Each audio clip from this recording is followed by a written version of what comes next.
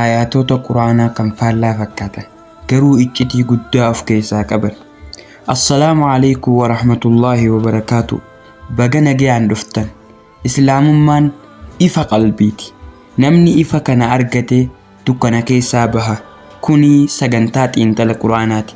Sagantaalee kanaa barbaannaan Maammee Tube subscribe godhuun nu hordofa. Kana qofa osoo hin taane hiriyoota keessan biraan gaya. Dhugaan Rabbirraa haa tamsaa'u. Maammee Tube irratti quraana keessa iccitii jabduu dhokottu waliin haa ilaallu.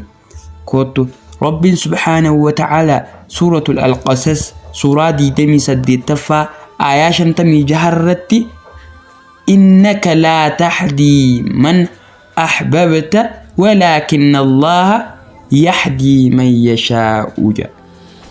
Rabbiin subhaanahu wa ta'ala suuraa kana keessatti ati hin qajeelchitu yaa Nabi Muhammad, nama ofii jaalate hin qajeelchitu, garuu Rabbiin abbaa fedhe qajeelchaa jechuudha nu garsiisa. Kootu aayaa isa kanaan faallaa fakkaatu jira. Suuratul Shu'araa suuraa 42 aayaa 52 irratti wa innaka latahdii ilaa siraatin mustaqiim jedha. Ati ni qajeelchite yaa Nabi Muhammad karaa dabat hin qabnetti yookaan karaa qajeellootti. Iccitii maaltu jira isaan lamaan gidduutti? Kan duraa sun hidaayatu tawfiiqidha. Kan sammuu nama sanii jijjiiree karaa qajeelloo fidu jechuudha. Lammaffaa hidaayatu tibyaanidha jechuudha. Nabiin alayhi salaatu wassalaam karaa ittiin qajeelan agarsiisa yookaan ibsaaf.